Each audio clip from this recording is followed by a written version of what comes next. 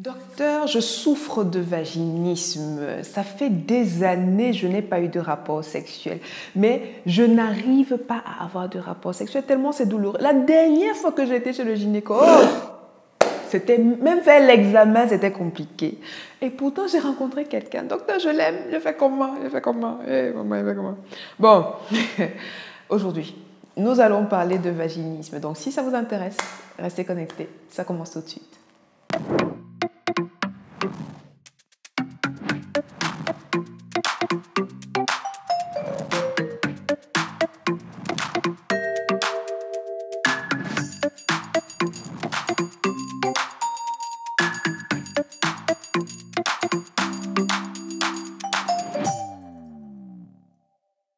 My people, comment ça va? Comment ça va? Bienvenue à notre rendez-vous hebdomadaire. Pour ceux qui découvrent la chaîne via cette vidéo, je suis Dr Paul Moko, médecin généraliste.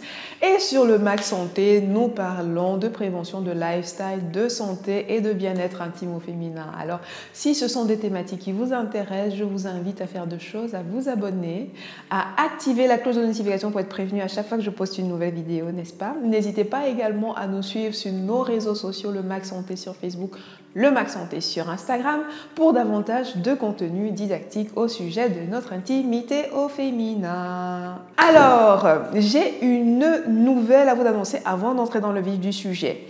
Vous avez été nombreuses vraiment à envahir mon inbox. Vous avez saturé mon inbox. Oh docteur, je me lave là-bas comme ça. Est-ce que c'est bien? Docteur, et ça, je fais comment pour que ce soit propre? Et docteur, les pertes blanches aussi sont comme ça, je fais comment? Vous avez rempli mon inbox. C'est donc avec plaisir que je vous annonce que le premier atelier, la première édition des ateliers du Mac Santé se tiendra le 25 juin prochain. C'est un atelier en ligne intégralement qui durera une demi-journée approximativement, au cours duquel je vous expliquerai, on décortiquera ensemble, travaux pratiques à l'appui, comment comprendre, comment prendre soin de son intimité, de son hygiène intime, comprendre tout ce qui tourne autour de l'hygiène intime, n'est-ce pas? Je vous mets les liens de l'inscription pour les inscriptions en barre d'informations. Dépêchez-vous de prendre vos places parce que le nombre de places est limité. Première arrivée, première servie. Et pour celles qui prendront leur place déjà dans les 48 premières heures, un tarif promotionnel s'appliquera. D'accord? Alors, n'hésitez pas à prendre vos places et on se retrouvera le 25 juin en ligne pour cette première édition des ateliers du Mac Santé. J'ai hâte de vous y retrouver. Voilà, ceci est dit, nous pouvons rentrer dans le vif du sujet, n'est-ce pas?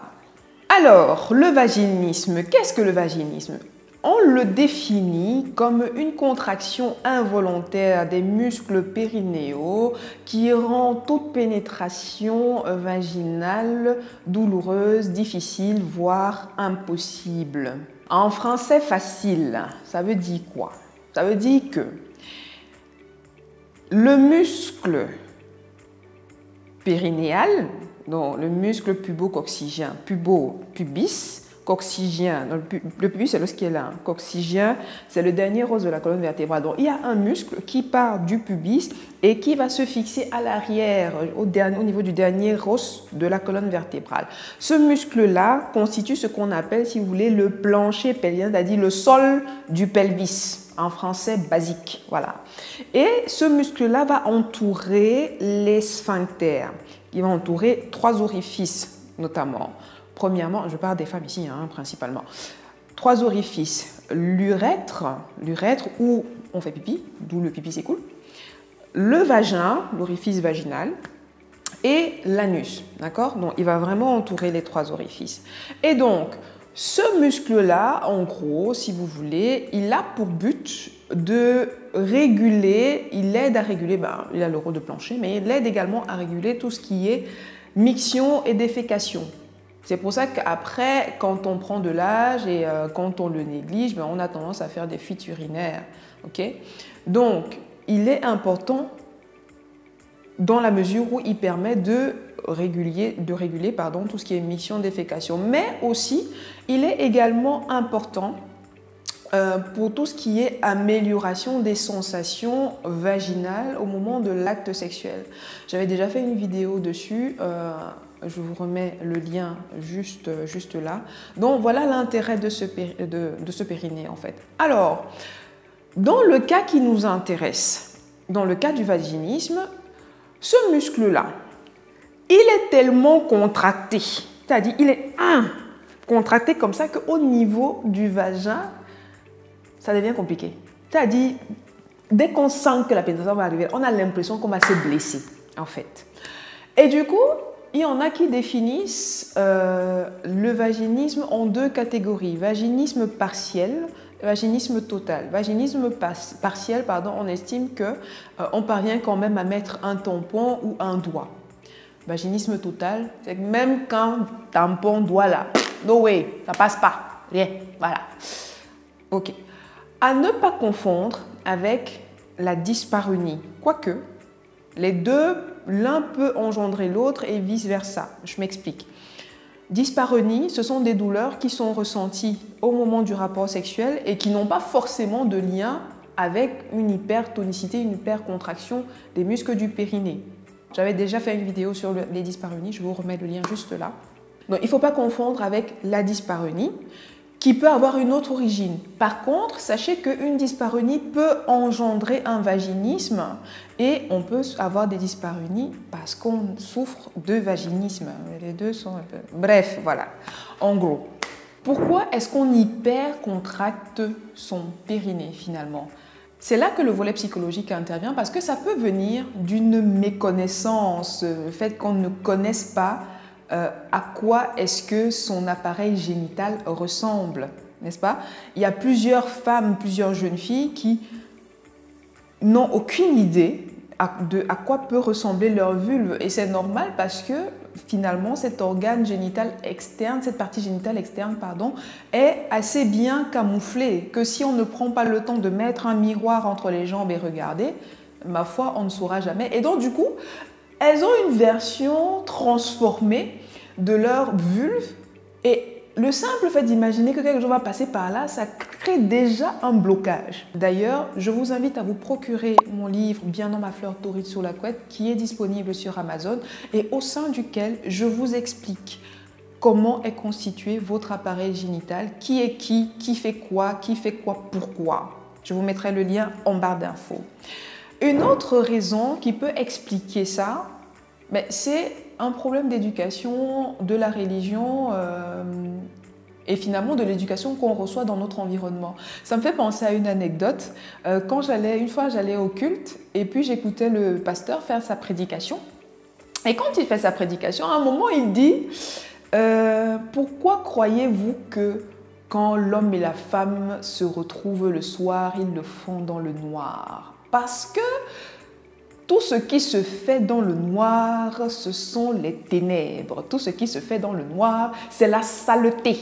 C'est diabolique. Elle a dit, ah bon? Ok. Bref, tout ça pour dire que on a tendance dans la société et dans notre culture aussi à véhiculer quelque chose de très péjoratif en ce qui concerne le sexe, la relation sexuelle, la sexualité de manière générale. Et donc, fatalement, on part déjà avec une perception biaisée. Et ça, c'est une anecdote parmi tant d'autres. Je me souviens encore quand j'avais mes toutes premières règles. Une des choses que ma mère m'a dites quand j'ai eu mes premières règles, c'était que bon, maintenant là, tu as tes règles. Si un garçon te regarde seulement, ma petite, tu tombes enceinte. Tu tombes enceinte. Donc, autant de choses, autant de messages qu'on véhicule dans l'éducation qu'on transmet au niveau de la religion qui font que finalement, on a une perception négative du sexe qui finalement finit par devenir douloureux. Ça peut également être lié à des expériences traumatisantes par le passé, des femmes qui ont été violées dans la jeunesse, dans l'enfance et même en couple. Sachez que, parenthèse, ce n'est pas parce que vous êtes marié que le fait d'avoir des rapports sexuels contre votre gré, ce n'est pas du viol. Parenthèse fermée. Donc, il y a des femmes qui ont été victimes de viol, et donc fatalement, ça peut engendrer des difficultés au niveau de la pénétration vaginale. Ça peut être également lié à des problèmes au sein du couple, une succession de problèmes, une succession de malentendus qui ne sont pas épurés, qui ne sont pas traités, qui ne sont pas résolus finalement, va faire en sorte que sur la longue, on perd le désir, et quand on n'a pas de désir, on commence à avoir un rapport sexuel, on n'est pas suffisamment lubrifié, ça devient douloureux, et ça engendre un cercle vicieux qui fait qu'on appréhende à chaque fois le prochain rapport sexuel parce qu'on se dit qu'à chaque fois ce sera douloureux, et c'est comme ça que ça se forme finalement. Ça peut être également lié à une expérience chez le gynécologue qui peut être traumatisante parce que l'examen gynécologique s'est mal passé, on a eu des douleurs et finalement on n'arrive plus à voir le gynécologue en peinture parce que simplement le gynécologue n'a pas su faire preuve de tact pour pratiquer son examen gynécologique. Et dites-vous bien que les gynécologues aussi, nous en tant que médecins, on apprend souvent sur le tas à faire preuve de tact avec les patients. C'est quelque chose qu'on ne nous apprend pas forcément en formation, et nous sommes des êtres humains comme vous, avec nos erreurs, et donc fatalement ça peut arriver qu'un soignant ait été intrusif, invasif, et voire même violent pendant son examen, et que ça engendre justement des problèmes de vaginisme. Ça peut être lié à des problèmes infectieux, etc., qui ont généré des douleurs et qui font que quelque part au final, il y a une expérience douloureuse, quelque chose de difficile qui s'est passé, ou alors, comme je l'ai dit précédemment, les informations qu'on a au sujet de la sexualité sont tellement négatives et on les garde quelque part, ça date de longtemps, hein, mais on les garde quelque part, et puis au moment où on approche, il y a le moindre contact avec la vulve qui va être fait, ça déclenche une réaction de rejet, on va dire, et sur la durée, on souffre de vaginisme. Alors, comment est-ce qu'on fait pour se sortir de là? La première chose, je pense qu'il faut être clair avec le fait que le fait d'avoir des douleurs pendant des rapports sexuels n'a rien de normal. Le fait de subir un examen gynécologique douloureux n'a rien de normal. Poser un spéculum pendant l'examen gynécologique, c'est inconfortable, définitivement, c'est intrusif, définitivement, mais ça ne doit pas être douloureux. Ça, c'est la première chose à savoir.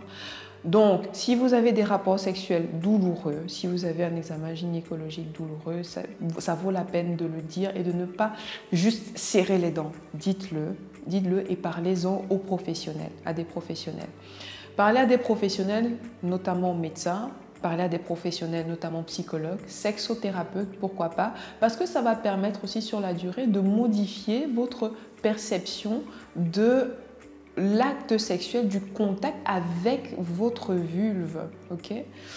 L'autre chose qu'on pourrait faire également, c'est voir un kiné qui va permettre d'aider à relâcher les muscles du périnée. Relâcher les muscles du périnée et vous apprendre à de nouveau accepter la pénétration vaginale de manière progressive. Parce que le but, ce n'est pas d'être davantage intrusif, vous allez faire pire que mieux, ça ne sert à rien. L'autre chose également qui, selon moi, est cruciale, c'est qu'il faut dédramatiser. Quand on parle d'actes sexuels, quand on parle de rapports sexuels, on n'est pas forcément obligé d'aboutir à une pénétration. On peut très bien prendre du plaisir simplement par une stimulation clitoridienne. On peut prendre son pied par ce biais-là aussi. Donc, on n'est pas obligé forcément de pénétrer. Et il faudrait être, selon moi, dans un climat de confiance suffisant, confiance en soi déjà et confiance en son partenaire pour pouvoir justement traverser cette épreuve-là ensemble, aller progressivement pour braver ce blocage. Ok? Donc, mais ça, ce sont des choses qui se font également en accompagnement, même avec des professionnels. Et une dernière chose qui selon moi est importante, je pense qu'il faudrait modifier le discours que nous tenons au sujet de la sexualité, surtout pour les plus jeunes. Ça ne sert à rien de donner des discours erronés pour les faire culpabiliser. On leur fait peur pour rien et ça génère des traumatismes et ça génère des problèmes de type vaginisme par exemple. Ça ne sert à rien de dire à votre jeune adolescent « Oui, le sexe c'est pas bon, c'est un péché » alors que vous-même dans votre coin vous prenez votre pied. Au moins que vous-même, vous ne preniez pas votre pied, mais ça, c'est encore un autre débat.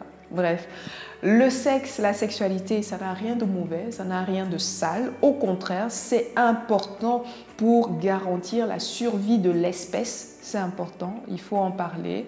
Mais il faut surtout dire que le sexe, la sexualité comporte des risques et qu'on se doit d'être responsable à partir du moment où on veut entrer dans une vie sexuelle active. Je crois que c'est le message le plus important à véhiculer aux plus jeunes.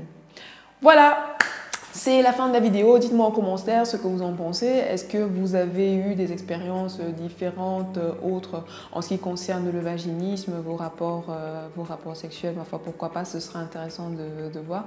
Dites-moi en commentaire si vous voulez qu'on approfondisse un tout petit peu en termes de, je sais pas moi, de pratico-pratique. Si vous souhaitez également qu'on fasse un atelier là-dessus, ma foi, pourquoi pas. Ça serait une autre option. Et voilà, je radote, je répète, première édition des ateliers du Max Santé le 25 juin. N'hésitez pas à vous inscrire, le lien en barre d'infos. Abonnez-vous, rejoignez-nous sur nos autres réseaux sociaux. Et quant à moi, je vous dis à la semaine prochaine dans une autre vidéo. D'ici là, prenez grand soin de vous et je vous dis à très bientôt.